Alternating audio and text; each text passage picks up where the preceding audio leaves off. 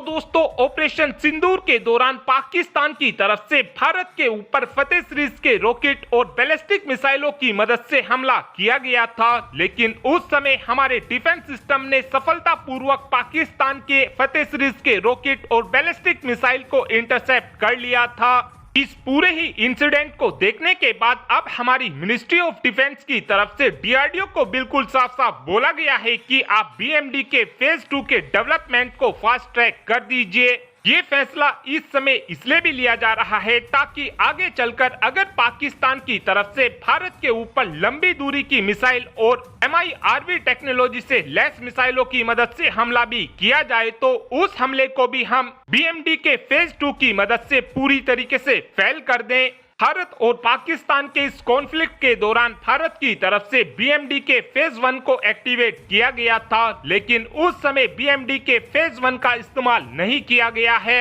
इस बात के पीछे सबसे बड़ा कारण यह था कि हमारे आकाश डिफेंस सिस्टम और हमारे MRSAM डिफेंस सिस्टम ने पाकिस्तान के फतेह सीरीज के रॉकेट और बैलिस्टिक मिसाइलों को काफी आसानी से मारकर गिरा दिया था, जिसका सीधा सा मतलब यह है कि भारत की तरफ से जो लेयर्ड एयर डिफेंस सिस्टम बनाकर तैयार किया गया है वो काफी ज्यादा इफेक्टिव साबित हुआ था। हमारी मिनिस्ट्री ऑफ डिफेंस की तरफ से डीआरडीओ को BMD के फेज 2 को इसलिए भी तेजी से बनाने के लिए बोला जा रहा है क्योंकि आगे चलकर पाकिस्तान की तरफ से अगर भारत के ऊपर किसी भी प्रकार का हमला करने की कोशिश की जाती है तो उस कंडीशन में अगर पाकिस्तान भारत के ऊपर शाहीन 3 जैसी मिसाइलों की मदद से हमला करने की कोशिश करेगा या फिर किसी MIRV टेक्नोलॉजी से लैस मिसाइल की मदद से हमला करने की कोशिश करेगा तो उस कंडीशन में BMD का जो फेज 1 है वो इतना ज्यादा इफेक्टिव साबित नहीं होगा। हमारे BMD के फेज 1 की जो रेंज है वो 2000 किलोमीटर के आसपास है,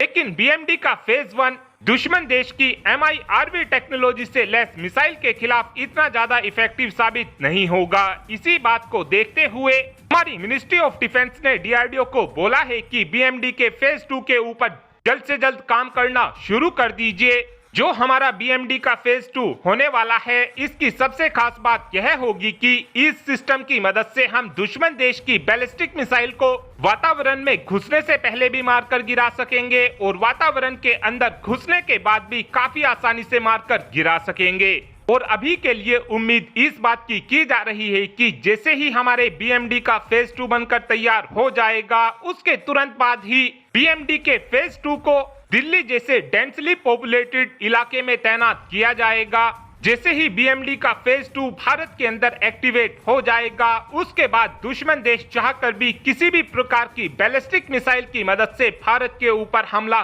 नहीं कर पाएगा। जो हमारे BMD का फेज 2 होने वाला है ये हमको 5000 किलोमीटर की रेंज में प्रोटेक्शन प्रोवाइड कराने में सक्षम होगा। BMD के फेज 2 के भारत के अंदर एक्टिवेट हो जाने के बाद कोई भी देश भारत के ऊपर बैलिस्टिक मिसाइल की मदद से हमला नहीं कर पाएगा। और अब आप ही कमेंट कर बता सकते हैं कि हमारे पास कितनी संख्या में BMD के फेज 2 होने चाहिए। इस बात का आंसर आप कमेंट बॉक्स में दे सकते हैं। Thanks for watching this video.